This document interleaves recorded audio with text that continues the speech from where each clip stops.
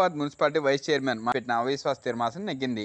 సొంత పార్టీ బారాస కాంగ్రెస్ సిపిఎంలకు చెందిన 30 మంది కౌన్సిలర్లు అవిశ్వాస తీర్మానానికి అనుగుణంగా ఓట్లు వేయడంతో అవిశ్వాస తీర్మానం నెగ్గింది. మున్సిపాలిటీలో మొత్తం 36 మంది కౌన్సిలర్లకు గాను ఒక కౌన్సిలర్ మృతి చెందారు. 35 మందిలో కౌన్సిలర్ 34 మంది హాజరు కాగా అనుకూలంగా బీఆర్ఎస్కి చెందిన 16 మంది కౌన్సిలర్లు, కాంగ్రెస్ పార్టీకి చెందిన 10 మందికి, సిపిఎంకు చెందిన 2 స్వతంత్ర కౌన్సిలర్లు ఓటు వేయగా తటస్థంగా 2 సిపిఐ కౌన్సిలర్లు ఉన్నారు.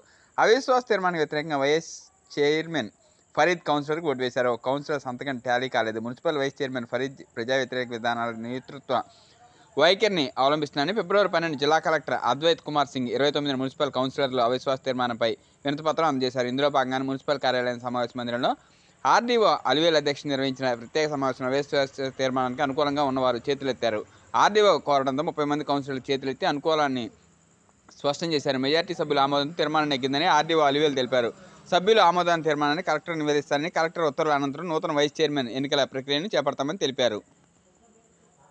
చేతులెత్తడం జరిగింది కాబట్టి శ్రీ ఎండి ఫరీద్ వైస్ చైర్మన్ గారి యొక్క అవిశ్వాస తీర్మానం నెగ్గినట్టుగా ప్రకటించారు.